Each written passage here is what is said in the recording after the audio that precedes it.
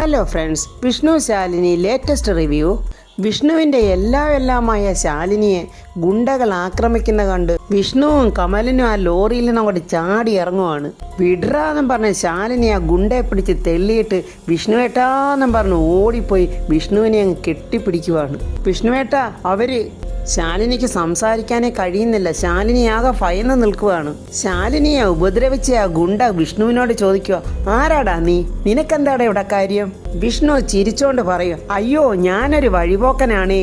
ഡേയ്, നീ എന്തിനാടാ ഈ മരമൊക്കെ ഇങ്ങനെ വട്ടം കൊണ്ടിട്ടിരിക്കുന്നത്? അതിനെന്താടാ ഇട്ടാലാ? ആണെങ്കിലൊന്നുമില്ല, അതെടുത്ത് മാറ്റിയിട്ട് ഞങ്ങളങ്ങ് പോകാം. പക്ഷെ ഈ പെണ്ണുങ്ങളെ ഉപദ്രവിക്കുന്നത് ശരിയാണോ ആശാനെ? ആ ഗുണ്ടാത്തലവൻ പറയുക, ഈ കാട് ഞങ്ങളുടേതാ, ഞങ്ങളിവിടെ പലതും കാണിക്കും. നിനക്കെന്താ? നീ ആരാ ഇതൊക്കെ ചോദിക്കാന്? ഈ കാടേ കുറച്ച് കുഴപ്പം പിടിച്ചതാ. ഇപ്പോൾ പോയാലേ മക്കൾക്ക് വീട് പിടിക്കാം, അല്ലെങ്കിലേ ഈ ലോറി അടക്കം അടിവാരത്തിൽ കിടക്കും. ആര്? നമ്മുടെ വിഷ്ണുവിനോടാ അവൻ്റെ വർത്തമാനം. വിഷ്ണു അങ്ങനെ ചിരിച്ചിട്ട് പറയാ, അതൊക്കെ നമുക്ക് ആരാ കിടക്കുന്നതെന്നൊക്കെ നമുക്ക് തീരുമാനിക്കാം. തൽക്കാലം അക്രമം പെണ്ണുങ്ങളോട് വേണ്ട. എടാ മോനെ, ആ കുട്ടീനെ അങ്ങ് വിട്ടേക്ക്. രാമുവേട്ടനെ പിടിച്ചു വെച്ചിരിക്കുന്ന ഗുണ്ടയോട് പറയുക, വേണ്ട ആ ചേട്ടനെ അങ്ങ് വിട്ടേക്കണം കേട്ടോ. അപ്പോൾ നീ വഴിതെറ്റി വന്നതല്ല, വഴിതെറ്റിക്കാൻ വന്നവരെ ഉന്നം വെച്ച് വന്നതാണല്ലേ? അത് പിന്നെ വണ്ടിപ്പണിയല്ലേ? ഇതുപോലുള്ള ഒരു പണി കാണുമ്പോൾ തിരിച്ചു പണിയാതെ പോകുന്നത് ആണുങ്ങൾക്ക് ചേർന്ന പണിയല്ലല്ലോ. ഗുണ്ടായിക്ക് തീരെ പറ്റുന്നില്ല. അവൻ പറയുക, അപ്പം മോൻ പണിയും മാടിച്ചോണ്ടേ പോകൂ. വിഷ്ണുവിനോടാ കളി. വിഷ്ണു പറയുക, പണി വാങ്ങിച്ചിട്ടല്ല, പണി കൊടുത്തിട്ടേ പോകൂ എന്നും പറഞ്ഞ വിഷ്ണു കാലുപൊക്കി അവൻ്റെ നെഞ്ചത്തൊരൊറ്റ തൊഴി. അവൻ നേണ്ട 4 കരണം മറിഞ്ഞതാ ദൂരെ പോയി കിടക്കുന്നു. അത് കണ്ടോണ്ട് ഒരു ഓന്തുളുക്കി ഗുണ്ട ഇങ്ങോട്ട് ഓടി വരുന്നു. അവനെ കണ്ടോണ്ട് വിഷ്ണു വിളിക്കുന്നു, കമലാ ദാ വരുന്നടാ. കമലൻ്റെ കൈ തരിച്ചിരിക്കുവായിരുന്നു. കമലൻ എടുത്തിട്ടങ്ങ് പൂശി. അനുവിൻ്റെ കൈക്ക് പിടിച്ചവനെ വിഷ്ണു ശരിക്ക് ചവിട്ടി തൊഴിച്ച് മൂലയ്ക്ക് കൂട്ടി.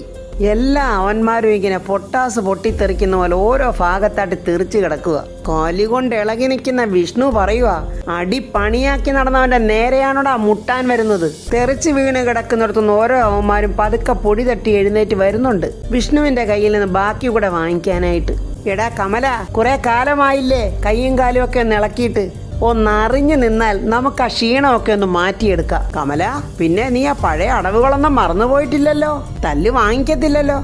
എൻ്റെ ആശാനെ, 3ാം ക്ലാസ്സിൽ പഠിച്ച പാഠം മറന്നാലും ആശാൻ പഠിപ്പിച്ച അഭ്യാസ മുറകളൊക്കെ ഇന്നും എൻ്റെ ഓർമ്മയിൽ തന്നെയുണ്ട്.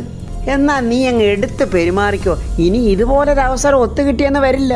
വേണ്ട വരുന്നട ഒരു നീർക്കോലി മുടിയൊക്കെ നീട്ടി വളർത്തിയൊരു ചിമ്പൻസിയെ പോലെ അവൻ നേരെ വന്നു പെട്ടത് കമലൻ്റെ അടുത്തോട്ട്.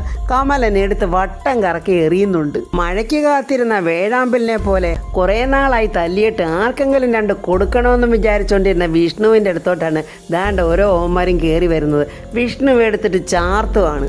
ഓരോരുത്തവന്മാരുടെ കൈകാലുകളൊക്കെ കറുമുറുന്നൊക്കെ ഒടിയുന്നുണ്ട്. നെഞ്ചും വയറും ഒക്കെ പൊത്തിപ്പിടിച്ച് ഓരോന്ന് വീഴുന്നുണ്ട് ദൂരെയോട്ട്. അടിയെന്ന അടി, പൊരിഞ്ഞ അടി. വിഷ്ണുവിൻ്റെയും കമലൻ്റെയും കൈത്തരിപ്പ് മാറുന്നവരെ അവന്മാരെ എടുത്തിട്ട് അലക്കി പിഴിഞ്ഞ് മുറുക്കി മീൻ ഉണക്കാനിട്ടേക്കുന്ന പോലെ ഉണക്കാനിട്ടിട്ടുണ്ട്. വെറുതെ ഒന്നും പറയണ്ട, ചന്ദ്രബോസിന്റെ ഗുഡ്ഡകളല്ലേ അവന്മാർ. അവിടുന്ന് പതുക്കെ എഴുന്നേറ്റ് മുട്ടുകാലെ എഴിഞ്ഞ് വരുന്നുണ്ട് വിഷ്ണുവിൻ്റെ അടി അങ്ങനെ എരന്ന് മേടിക്കാനായിട്ട്.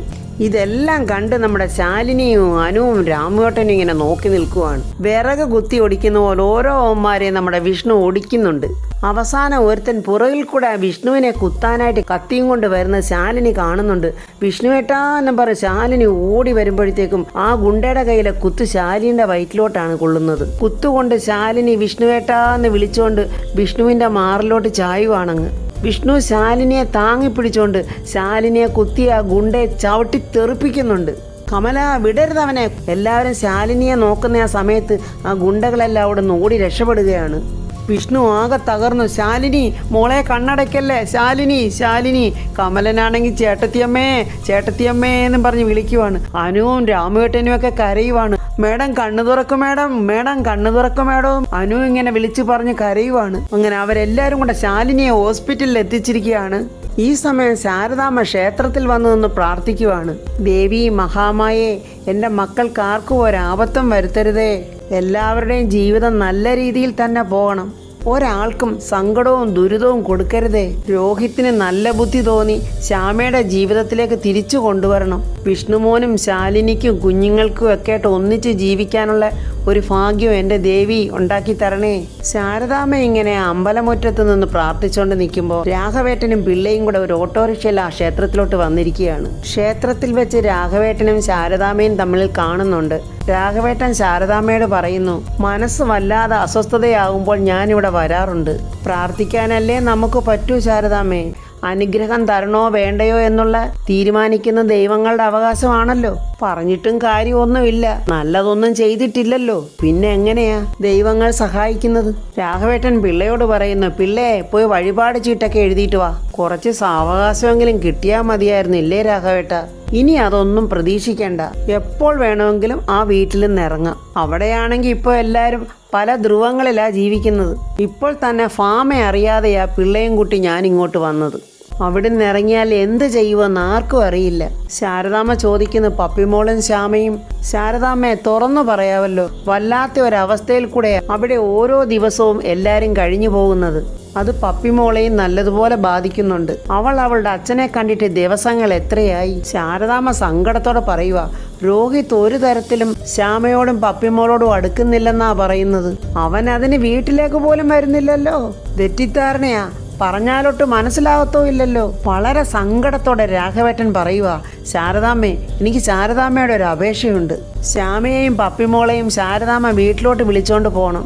അയ്യോ രാഘവേട്ട, ഇത് എൻ്റെ ഒരു അപേക്ഷയാ ശാരദാമ്മേ. ഇനി അവരെ അവിടെ നിർത്തി കണ്ണുനീര് കുടിപ്പിക്കരുത്. ഇത് എൻ്റെ മനസ്സിൽ തട്ടി പറയുന്നതാ.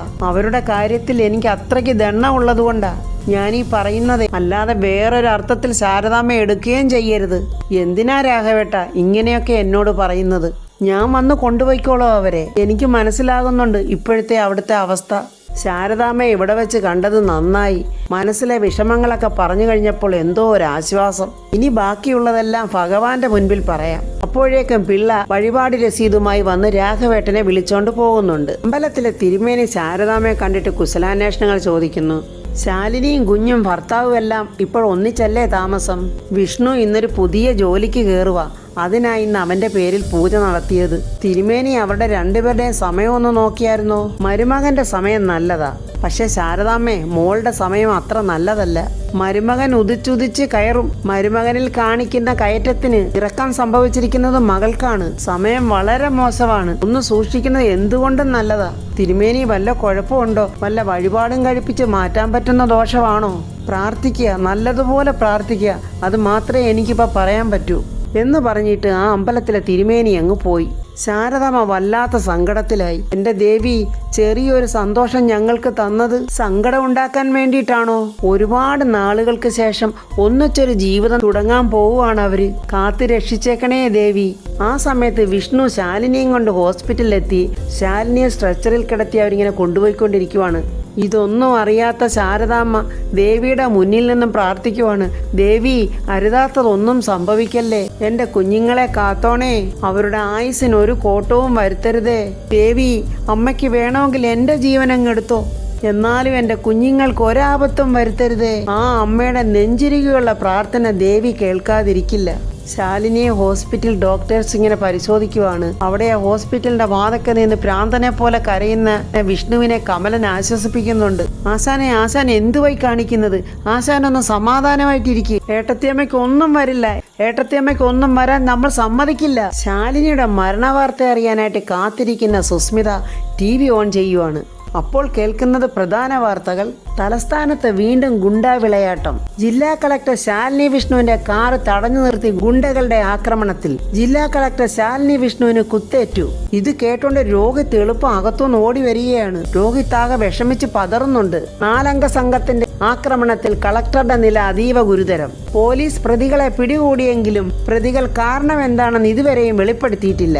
ഇത് മുൻകൂട്ടി പ്ലാൻ ചെയ്ത വധശ്രമമാണെന്ന് ACP ചന്ദ്രബോസ് ഞങ്ങളുടെ ലേഖകനോട് പറഞ്ഞു. സുസ്മിത പറയാം, എവിടെ വരാൻ, അന്വേഷണം ഊർജിതമായി മുന്നോട്ട് പോകും. പതിവ് വാചകങ്ങളിൽ 1-2 ദിവസത്തേക്ക് പത്രത്താളുകൾ നിറയ്ക്കാൻ ഒരു വകുപ്പായി. ഈ TV ന്യൂസ് എല്ലാം രോഹിത് സുസ്മിതയുടെ പുറകിൽ നിന്ന് കാണുന്നുണ്ടായിരുന്നു. രോഹിത് ചോദിക്കുന്നു, ഇത് നിങ്ങളാണോ ഇത് ചെയ്തത്?